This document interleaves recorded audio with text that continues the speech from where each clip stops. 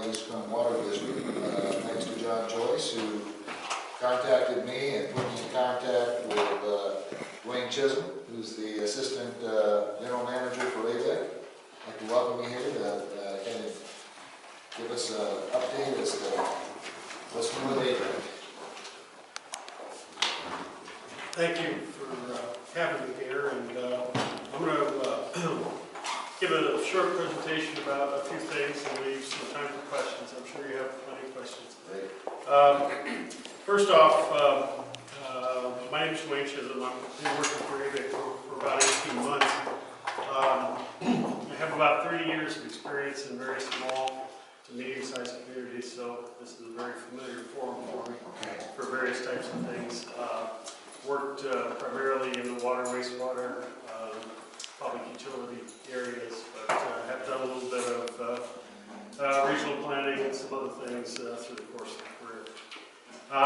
First, I wanted to mention that Director Weissenberger, who represents this area, regrets that he could not attend the meeting tonight. He's planning to attend, but he does teach on Wednesday nights at the college, so he was able to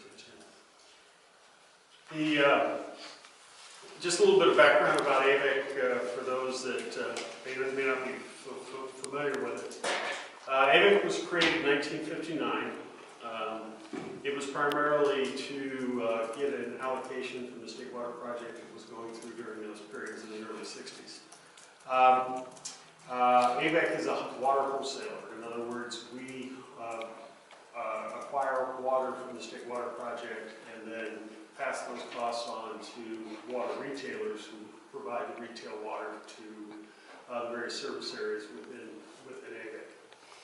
AVEK. AVEK is approximately 2,400 square miles. It's a very huge district.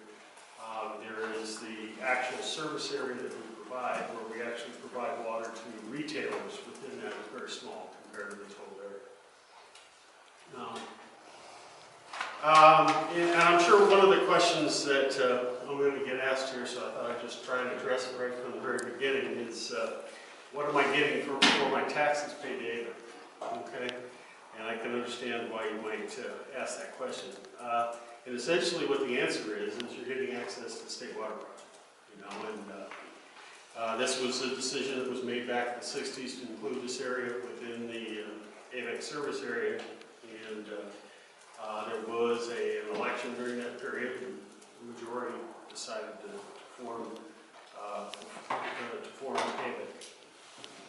You can argue today as to whether that was a good idea or not a good idea to include this particular area, but it is within there.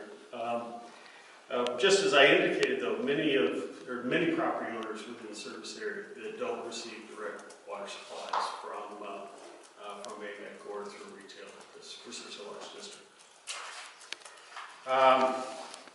For example, the other question would be, how could Agua Dulce receive water from AVEK? They would need to provide a water retailer or a water retail operation to retail water to the various customers that would be within the area. And how could this be accomplished? Well, you can do it through a mutual water company, a community services district, annexation into the county waterworks district that's over in Acton. You can try and contract with an investor-owned utility that may come in and actually be willing to put in the capital that's necessary to facilitate such a venture. But as you're probably aware, there are some considerable obstacles to providing water to this area. First off, there's, from what I can tell, there's no distribution system that exists today. Most everybody's on private wells and provides their own water service. There would be a significant investment to extend the pipeline, the AVEK pipeline that's up on Sierra Highway, to extend it that length. And then one thing to consider too is that a retail provider would need to have a consistent income for a certain amount of customers. And to do that, they have to phase out some of these private water systems in order to get customers.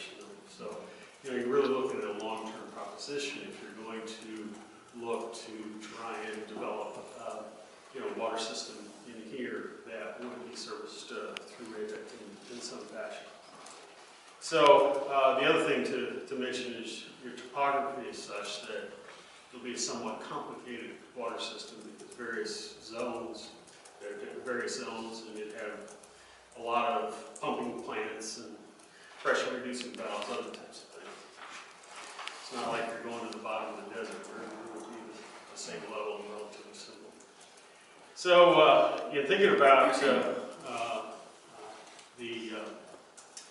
the presentation today, I was wondering, given all these obstacles, what is it that Dr. Dulce Town Council could do, or at least consider in order to, because if I was living here and the things I was thinking about were, I want to make sure that there's enough water today, that there will be enough water tomorrow, that we don't grow ourselves into a problem where we don't have enough water or it affects the water, and make sure that the water quality is well maintained over a long period of time.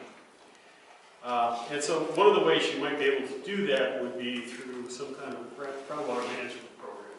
In other words, a system where you would develop possibly a series of studies that could, I don't know what's out there today, but given the area here, you could kind of take a look at the hydrology, the geology of the area, look at an idea about what everybody's using, and you can get especially if you had a monitoring program to get an idea of what levels were, whether they were increasing or decreasing over time. You can kind of judge and make some decisions with regards to how much water should be coming in, how much water should be coming in.